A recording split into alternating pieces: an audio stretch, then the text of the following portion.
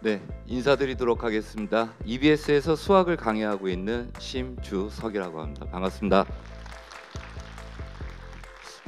제 사진 떠 있는데 이렇게 앞에 나와가지고 멀뚱멀뚱 서 있으니까 이게 결혼식 때 그 앞에 서본 이후에 좀 당황스러움은 처음인 것 같습니다. 오늘 그 강의를 진행해야 된다라는 얘기를 들었을 때 전 되게 난감했습니다. 이게 정시가 끝난 시점에서 아니 수학이 무슨 얘기를 할 게 있다고, 뭐 6월 모의평가나 9월 모의평가가 끝났다면 올해 지금 수능이 이런 출제 방향을 가지고 있으니까 이렇게 대비해 주십시오 라는 얘기를 해주고 있고, 마지막 공부는 어떻게 하십시오 이런 얘기를 해줄 수 있는 의미 있는 시간이거든요. 근데 도대체 나한테 원하는 게 뭘까? 첫 번째 고민이 그런 거였어요. 그리고 두 번째는, 그래 이제 마음을 다잡고 이 자리까지 오긴 왔으나 여기에 앉아 있는 분들의 어떤 대상도 각양각색이라고 하더라고요. 지금 매체에서 이야기하고 있는 이런 이야기들을 한번 봐보시겠습니까? 이게 수능 끝난 이후에 수학에 대한 평가들입니다. 작년 수능보다는 쉽고 9월 모의평가보다는 비슷하거나 다소 어려운 정도의 시험이었다. 요건 제가 한 말입니다. EBS 딱 돼 있죠? 어디 기관인지 아시겠죠? 네. 작년 수능 대비 전반적으로 쉽게 출제, 미적분은 작년 수능보다 어렵게 출제됐다. 이렇게 지금 기사가 나오고 있고, 이 기사로 하여금 파생적인 기사들이 계속 나오게 돼 있습니다. 성적표 나올 때까지 나오겠죠. 이런 기사들이. 작년 수능보다는 다소 쉽게 출제, 그러나 미적분, 기하는 작년보다 비슷하거나 다소 어렵게 출제됐다. 지금 수학은 선택 과목이 있습니다. 확률과 통계. 그러니까 우리가 쉽게 이야기하는 거는 이제 문과 학생 이렇게 생각하시면 돼요. 보통 대부분이 다 문과입니다. 그다음 이과는 이제 미적분이나 기하를 선택하게 돼 있는데요. 실제 그 응시자를 보면 작년부터 미적분 선택자가 50%를 넘어섰습니다. 그러니까 기존에는 정말 한 10년 전으로 돌아가 본다면 문과 학생들이 이제 확률과 통계를 한다 보면 문과 수학, 이과 수학 그러면 문과 수학의 비중이 한 60%, 70%, 이과가 30% 시험 이랬다면, 지금은 뭐 인문계에 있는 친구들도 뭐 상경계를 지원하고자 하는 학생들은 미적분을 응시해 가지고 보는 친구들도 있으니까요.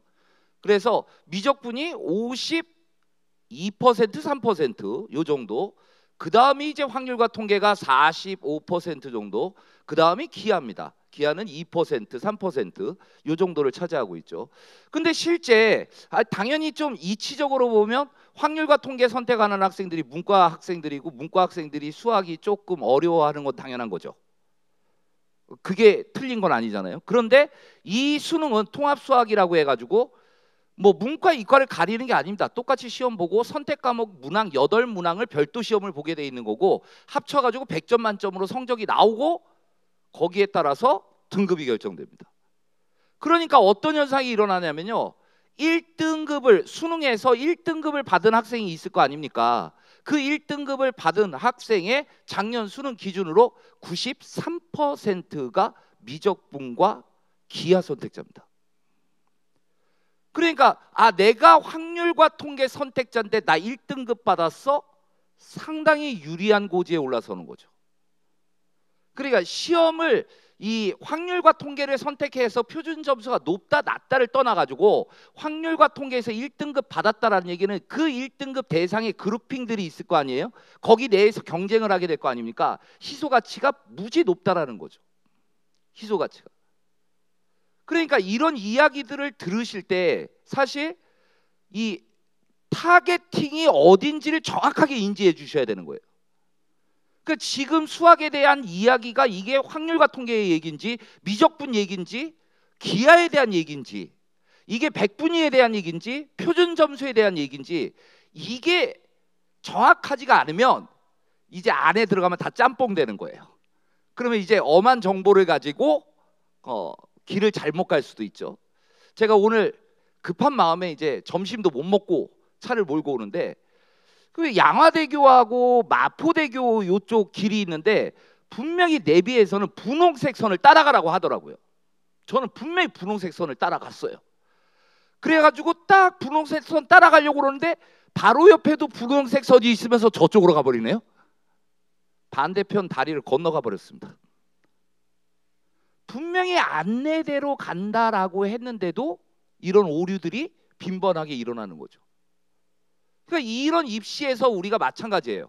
한번 정모가 잘못 입력돼 가지고 엄한 길로 딱 가버리면 이거는 유턴이 안 돼 버린다라는 거죠. 원서 냈는데 저 잘못 냈어요, 빼주세요. 이게 안 되거든요. 제가 고3부장을 인천하늘고에서 거의 8년 동안 했습니다. 그러면서 별의별 학생들을 다 보겠죠. 심지어는 원서를 잘못 쓴 친구도 있어요. 그러니까 중앙대를 쓰라고 그랬더니 저 중앙대 안성 캠퍼스를 쓴 거예요. 똑같은 중앙대 아니에요? 이러고 있고요. 의외로 모르는 게 너무 많은 거죠. 그러니까 하나부터 열까지 다 체크하고 확인해야 돼요. 내 앞에서, 내 눈앞에서 원서 써. 그래서 이런 기사가 나왔을 때도 마지막까지 읽어드릴게요. 작년보다 공통은 19, 공통이 22문항입니다. 22문항이에요. 확률과 확통하고 기하는 비슷한데 미적분은 다소 어려웠다, 이렇게 평가가 되고 있습니다. 자, 그러면 지금 수능이 치러진 지 일주일입니다. 일주일 지났죠. 각 입시사에서는 데이터들이 학생들이 채점을 하죠. 보통 이런 입시사 채점들을 많이 하거든요. 저희 EBS에도 많은 학생들이 들어와서 그 데이터가 많이 쌓이게 돼 있는 거고요. 자, 그 결과를 보여드리겠습니다.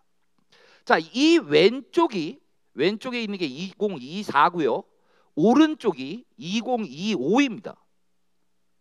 그러면 아까 확률과 통계 기하, 지금 93점이라는 점수가 어떤 점수인지 아세요? 수학은 4점짜리입니다.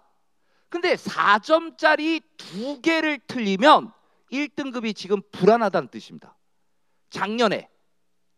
그러니까 4점짜리 하나랑 좀 어려운 3점짜리 하나 틀린 애까지만 1등급이었던 거예요. 근데 올해는 어떻죠?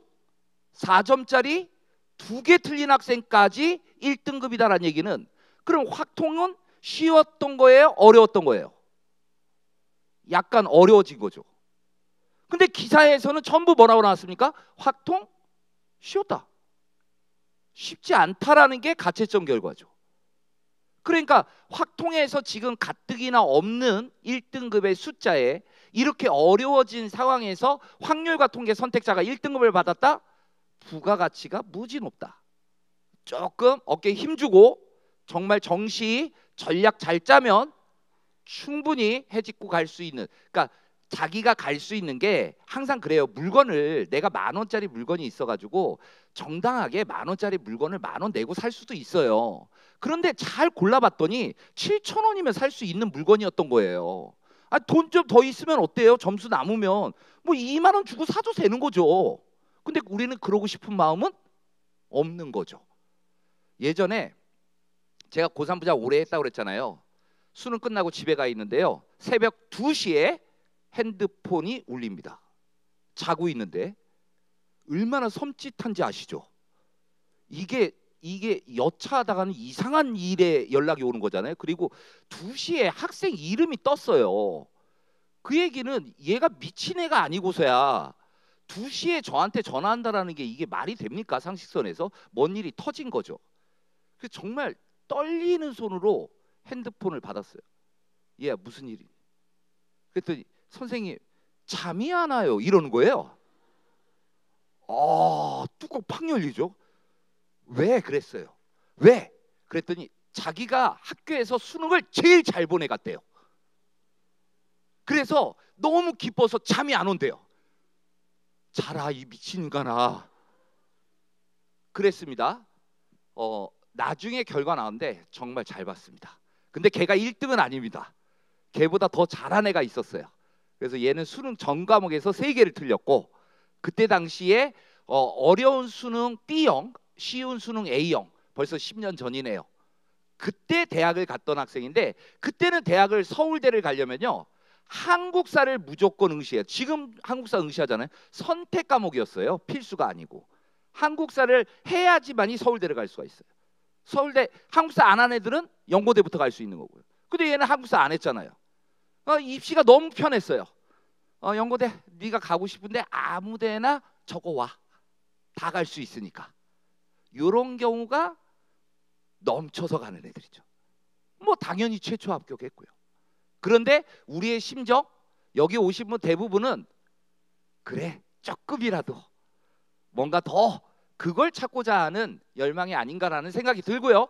분명히 우리 학부모님들, 학생들 성공하실 겁니다. 실제 보면 전부 다 그런 생각을 가질 것 같지만 그렇지 않은 학생들, 학부모들이 정말 많습니다. 그냥 데이터 결제하면 돼요. 아까 그러잖아요. 점수 다 알려줘요. 그런데 본인이 대학을 클릭해야지 알려주는 거죠. 어느 대학을 지원하라고 알려주진 않아요. 그러니까 본인이 많이 찾아보는 게 되게 중요하거든요. 그 2등급도 봐보세요. 근데 2등급에서는 이 작년 수능은 84인데 83으로 내려갔잖아요. 더. 그죠? 밑으로 내려갔다라는 거죠. 이것도 어려웠다라는 거예요. 확률과 통계. 확률과 통계는 1등급, 2등급 학생들이 어렵게 느낀 시험이에요. 근데 제가 수학 선생님 입장에서 그러면 문항을 봤을 때는요. 확률과 통계 요번만큼 쉬웠던 적 없습니다. 그러니까 지금 학생들이 긴장도 많이 됐던 거예요. 공통이 또 어려웠었고요. 이 미적분 봐보세요. 미적분은 1점씩이 올라갔잖아요. 그러면 작년 수능보다 미적분은 약간 뭐 한 거예요? 쉬웠던 게 맞는 거죠. 근데 미적분이 왜 어렵다라고 얘기하고 있냐고. 지금 가채점 결과가 이런데요. 기하는 비슷합니다. 기하는 이렇게 비슷하게 나오는 이유가요. 인원이 작기 때문에 그렇습니다. 이 확률과 통계 예를 아까 확률과 통계 45%, 52%, 3%, 3%의 학생밖에 안 되는 인원인데 이게 크게 변동치지 않는다라는 거죠. 기하 자신 있는 애들만 여기 온 거예요. 그러니까 항상 이 기하가 크게 흔들리지 않고 일정한 점수가 나오는 이유도 거기에 있는 겁니다. 그러니까 섣불리 기하 선택 고민해봐야죠. 1, 2학년 학생들 같은 경우에. 근데 유혹은 많이 해요. 왜 그러냐면요. 확률과 통계 미적분은요. 모든 교과가 3개 단원으로 구성되어 있는데요. 이 기하는 2.5 단원이에요. 그러니까 야 빠른 시간에 끝낼 수 있는 과목은 기하밖에 없어 이래요. 낚인 겁니다. 제대로 낚인 거죠. 자, 제가 그러면 비교해 드리는 거는 앞에 이 정보와 이 가채점 결과가 그러니까 기사 보지 마시란 얘기예요. 기사 볼 게 아니고 처음에야 이 전문가가 문항을 분석할 때 당연히 지금 문항 자체를 제가 비교해 볼 때요. 작년 수능 올해 6월, 9월 수능까지 오면서 제가 계속 분석을 하는데요. 문제가 그렇게 어렵지는 않았어요. 9월 달은 좀 쉬웠어요. 그런데 수능도 9월과 비슷한 수준인데 정말 한두 문항 정도가 어려웠어요. 조금 올렸어요. 조금. 왜? 그것도 왜 올렸는지 아세요? 하도 최상위권 변별해 달라고 하니까. 아니 그 인원까지 왜 수능이 변별해야 되는지는 모르겠지만 변별해 달라고 하니 조금 올렸어요. 그런데 이게 정말 고춧가루 몇 번 뿌렸는데 이 매운맛이 그렇게 진하게 나올 줄 누가 알았겠어요. 그건 전문가도 모르는 거예요. 출제위원들이 작년 수능보다 어렵게 내야지 작정하고 냈을 것 같습니까? 절대 아니라는 거죠. 그런데 이 수능이 치르기 전까지도요. 모든 입시 기관들에서 하는 얘기 들어보셨을 거예요. 불수능, 예고 속에 치러진 수능.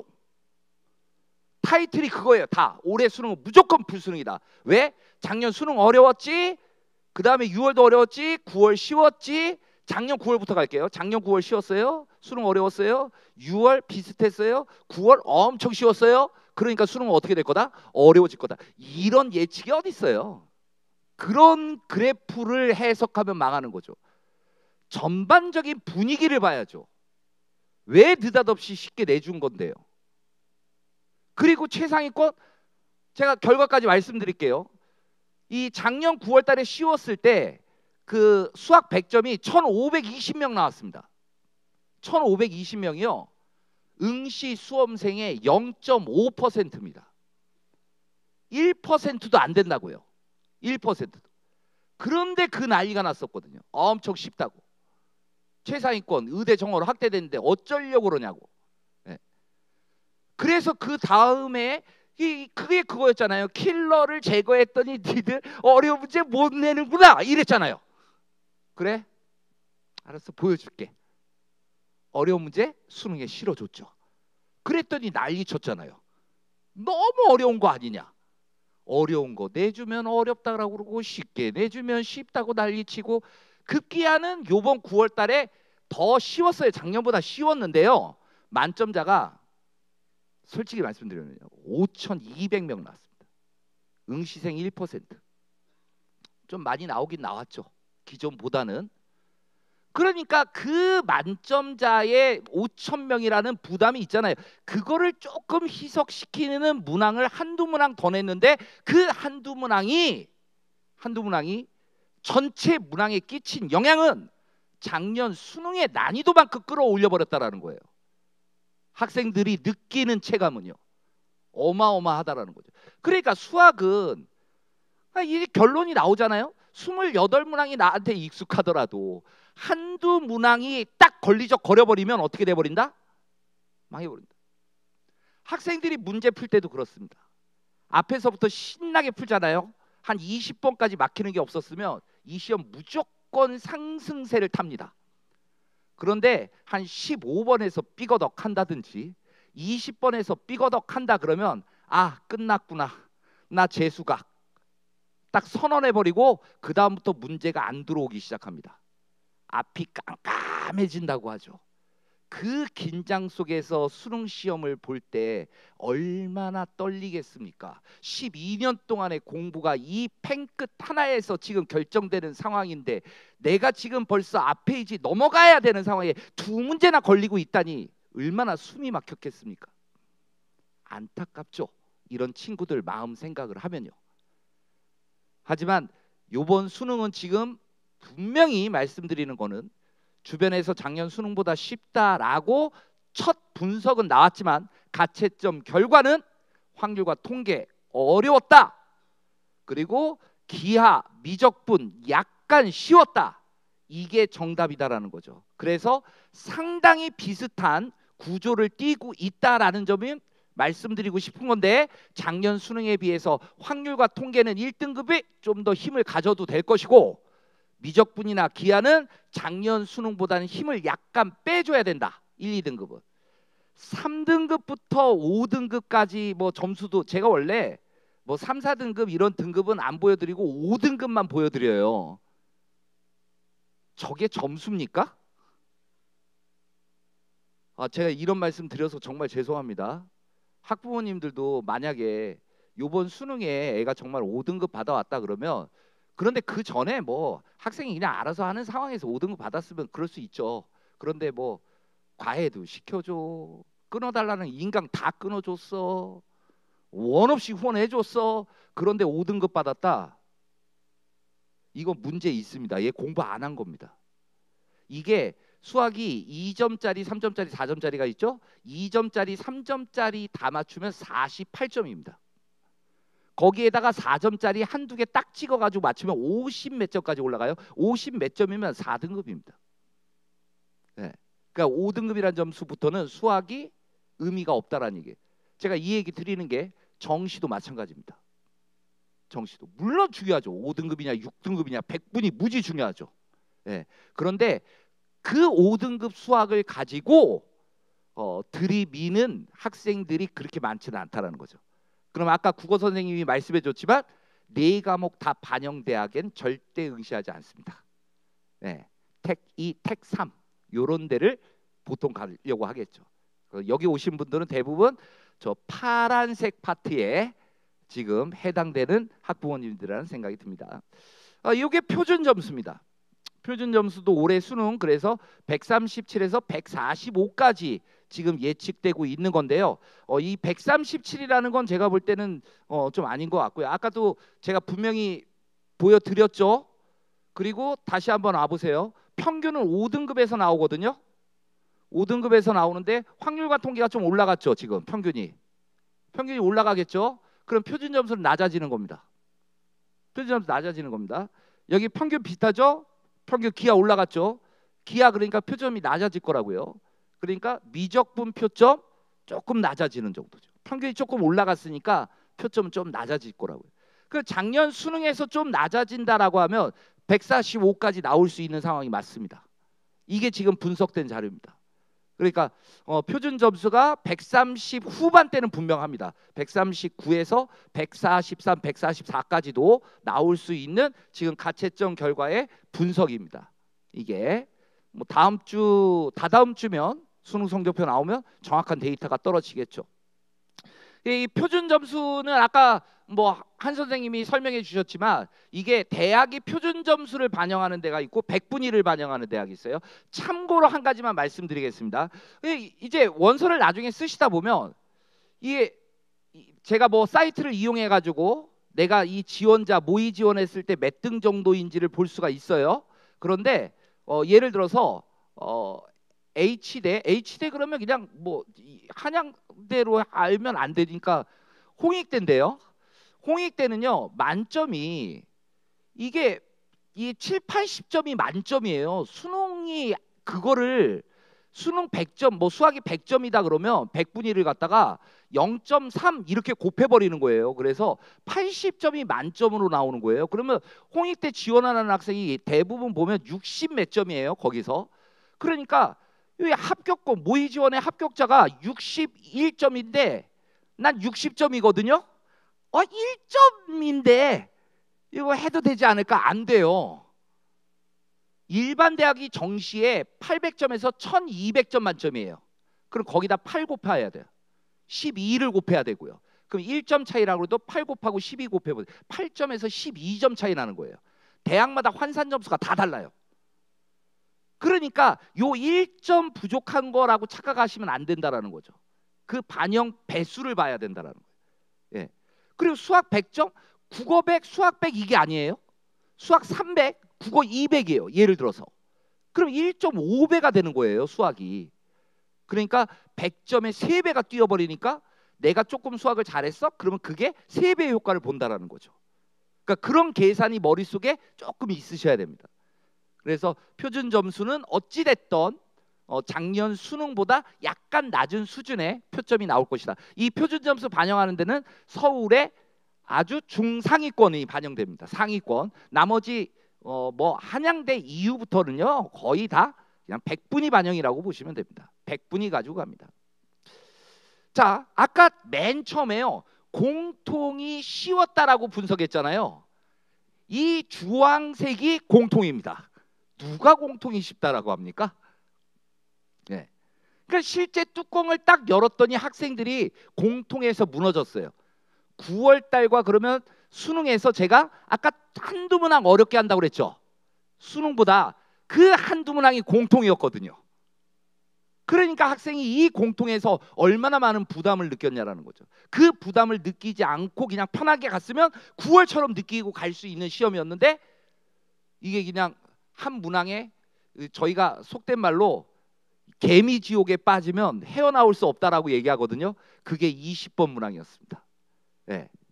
그 값을 구하려고 하면 절대 구할 수 없는데 본인이 뭔가 잘못해서 구해지지 않는다라고 생각했나 봅니다. 네. 그래서 이런 문항 뒤에가 이제 선택 과목들 색깔이고요. 또 이 문항들의 특징이 뭔지 아세요? 단답형입니다. 단답형입니다. 세 자리 이하의 단답형. 그러니까 우리 학생들이 객관식에서 힘들어하지는 않는다.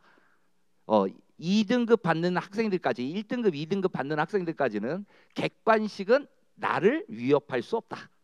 이런 생각은 가지고 있다라는 거죠. 그래서 1, 2학년도 있다라고 말씀드렸는데 모든 수학 문제는 가급적 주관식으로 푸는 연습을 시키세요. 그게 최고입니다. 그러니까 보기를 보고 뭔가 찾아 들어가는 그런 연습도 있긴 있거든요. 그런데 일단 1, 2학년 때는 주관식으로 푸는 연습을 좀 많이 해주고 3학년 때 올라갔을 때 평가원 시험에 익숙해지는 게 좋습니다. 그러니까 시험을 잘 본다라는 거, 뭐 1, 2학년 잠깐 딴 얘기를 해드린다면 제가 학창 시절이나 뭐 고등학생 때, 대학교 때 참 되게 좀 어리석은 공부를 한 사람 중에 하나입니다. 그냥 열심히 하면 되는 게 공부라는 것만 생각했습니다. 그 어떤 요령도 필요 없습니다. 그냥 정당하게 내가 노력을 하는 거고 그렇게 해서 점수 받는 거야 라는 생각이 들었습니다. 그런데 이 대학 때 어느 시험에서 제가 한번 충격을 받은 적이 있어요. 저는 나름대로 이렇게 열심히 수학을 해왔는데 저보다 못했던 사람들이 저보다 더 좋은 결과를 가져간 적이 있었습니다. 그때 깨달았습니다. 모든 시험은 요령이 있다. 그 시험의 스타일을 모르면 미련한 곰탱이가 돼버린다. 정말 잘하거나 아니 내가 지금부터 준비해 나가는 과정이 있는 학생이라고 한다면 반드시 시험의 성격을 이해해야 된다라는 게 첫 번째 미션입니다. 학생들한테도 누누이 그런 얘기를 정말 많이 강조하거든요. 그래서 우리 1, 2학년 학생들이 있다면요, 지금까지 평가원 시험을 경험한 적이 단 한 번도 없는 학생들입니다. 아주 깨끗하죠. 내년에 이제 6월 모의평가, 9월 모의평가, 이 수능 평가원 시험에 익숙해지는 걸 목표로 삼아 주셔야 된다라는 점도 말씀드리고 싶습니다. 정시 관련해서 아까도 말씀드렸지만 이런 생각이 들어요. 저도 이제 인천 하늘고에서 많은 학생들을 서울대를 보냈습니다. 뭐 정시로 가지 못할 애들 수시로 보낸 적도 있고요. 뭐 그런 적도 많은데 그런 학생들이 대부분 서울대 갔다고 연대 갔다고 고대 갔다고 해서 본인의 인생들이 다 성공하는 건 아니더라고요. 그리고 학교에서 교직, 제가 지금 교직 경력 28년 차거든요. 네. 그런데 학교에 이렇게 제자들이 있다 보면 지금도 연락 오고 그런 친구들이 뭐 서울 연고대 학생들이라는 특징은 안 보이더라고요. 네. 오히려 어떤 학생들이 연락이 오고 제 기억에 남냐면요, 뭔가 최선의 노력을 다했던 경험을 가진 친구들이요. 그게 대학이 아니더라고요. 근데 내가 어떤 목표를 딱 잡고 그래도 본인이 할 수 있는 노력을 다해서 뭔가 얻은 경험이 있는 친구들이 결국은 사회에 나와서도 뭔가 성공의 길을 걷고 있더라라는 겁니다. 서울연고대 나왔다고 다 성공의 길을 가고 있지는 않더라고요. 그러니까 그런 점을 바라볼 때 제가 학생들한테도 늘 얘기하는 게, 한번 목표 하나 잡아보고 너가 할 수 있는 최선의 노력을 다해라. 결과에 대해서는 얘기하지 않겠다. 우리 자제분이 어떠한 노력을 정말 이 친구가 최선을 다한 게 맞나? 라고 이제 판단하는 게 우선인 것 같고요. 그렇다면 인정해 줘야 되는 거고요. 그 대학이 어느 대학이든 인정을 먼저 해 주셔야 된다는 거고, 우리 자녀분에 대한 이해도도 요즘 이제 서로 눈치 많이 볼 때죠. 점수가 잘 나온 친구는 지금 뭐 신나가지고 막, 예. 그러니까 뭐 부모님들이 이런 말 할 수 있어, 요맘때 이런 말 할 수 있으면 정말 행복하죠. 야, 자중해라. 너무 들뜬 것 같다. 너 이러다 사고 친다. 자중해라. 이런 말 할 수 있는 부모님들이 제일 행복한 거 아닌가라는 생각이 들어요. 네.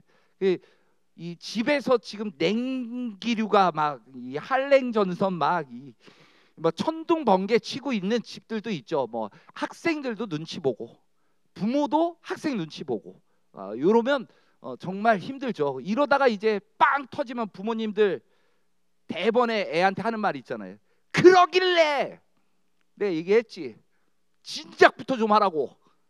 이 얘기 나오면 안 됩니다. 정말 입 밖으로 뱉고 싶으시더라도 참으셔야 되는 얘기입니다. 우리 애들이 스스로 할 만큼 한 거예요. 잘 몰라서 그래. 누가 이거 하나하나 일일이 알려준 적이 없거든요. 근데 의외로 잘 몰라요. 몸만 커졌지. 그러니까 너무 우리 애들한테 뭐라고 그럴 거는 아니다라는 점을 꼭 좀 알아주셨으면 좋겠습니다. 이걸 보여드린 이유는요, 정시에서 연대와 고대를 동시에 쓸 수 없습니다. 나 연대 쓰고 고대 써야지, 이거 아닙니다. 잘 구별하세요. 영어가 1등급 나오면 연대로 가세요. 알겠어요? 영어 1등급이면 연대로 가는 거 맞습니다. 근데 영어가 조금 약했다 그러면 연대 택하지 마시고 고대 택하셔야 되는 겁니다. 예, 영어의 비중이 서울대와 연대는 좀 약합니다. 한 4년 전에 그런 기사가 나왔죠. 영어 4등급 서울대 정시 합격. 이런 얘기 나왔습니다. 예, 그러니까 요즘 서울대가 그래서 수능 성적과 교과 이 학생부 성적까지 평가를 하잖아요. 그런 이유가 있는 겁니다. 네.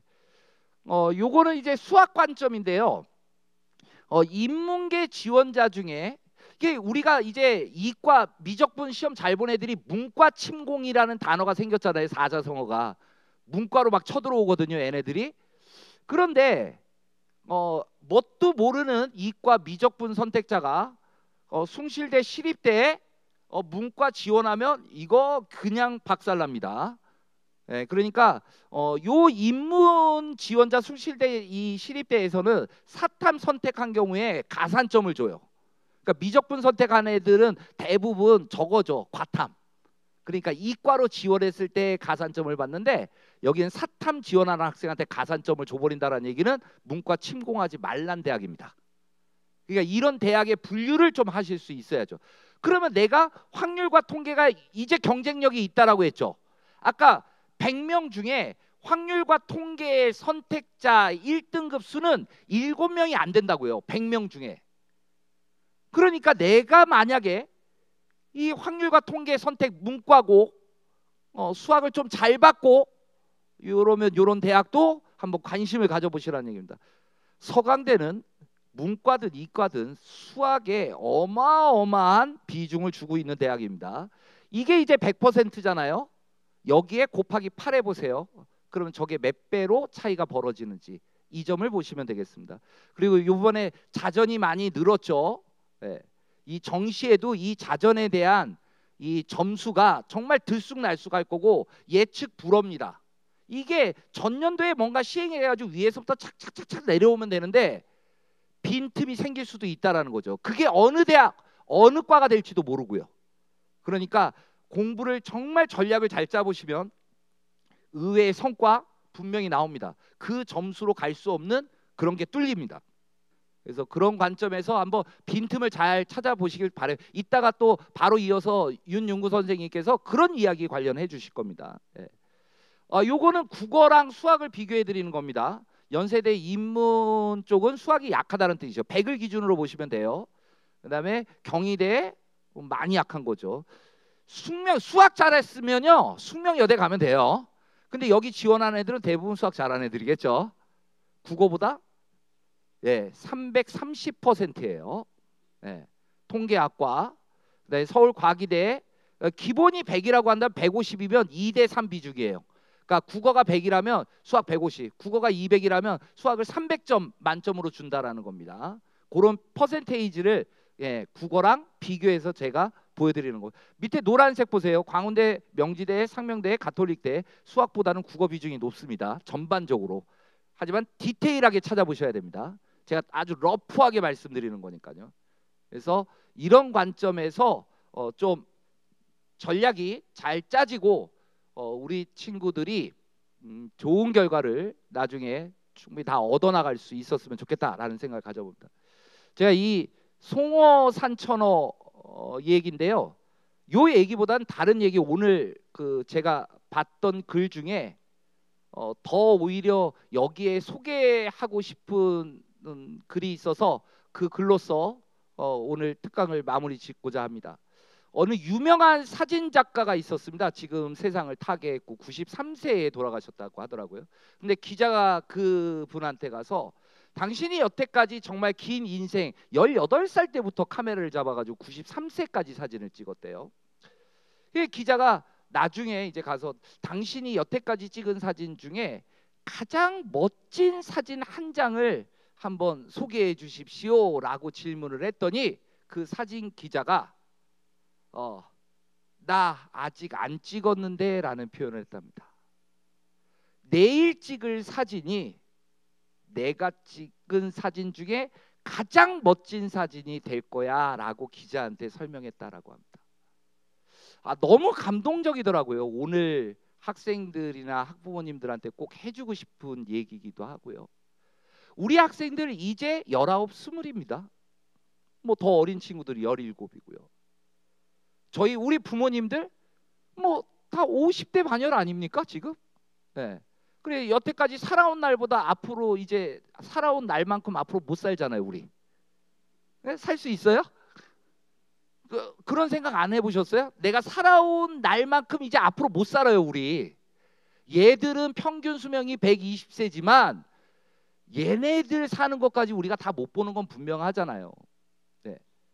근데 얘네들 기껏 지금 20살도 안 산 이 인생을 이 수능이라는 거 가지고 이 학생들을 평가할 수는 없다라는 생각이 저는 강하게 듭니다. 우리 학생들의 인생은요, 우리의 어떤 말 한마디, 부모의 관심 1g 이것만 가지고도 어떻게 변할지 모르는 그런 잠재력을 가진 애들이라고요.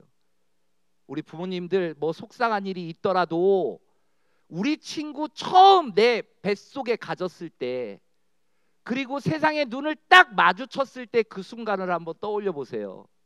정말 우리는 더없이 행복했잖아요. 세상의 모든 것을 가진 듯했죠. 예. 근데 뭐 많이 속색이기도 했지만 그래도 더 기대가 큰 친구들이 아닌가라는 생각이 듭니다. 그래서 우리 친구들이 앞으로 지금 20년이 아니고 앞으로의 20년이 지금까지 발견되지 않은 가장 밝은 별이 우리 아들, 딸이라는 거를 꼭 좀 기억해 주시면서 이번 입시에서 아주 성공적인 마무리를 잘 해주시길 부탁드리도록 하겠습니다. 지금까지 EBS 수학 영역의 심석이었습니다.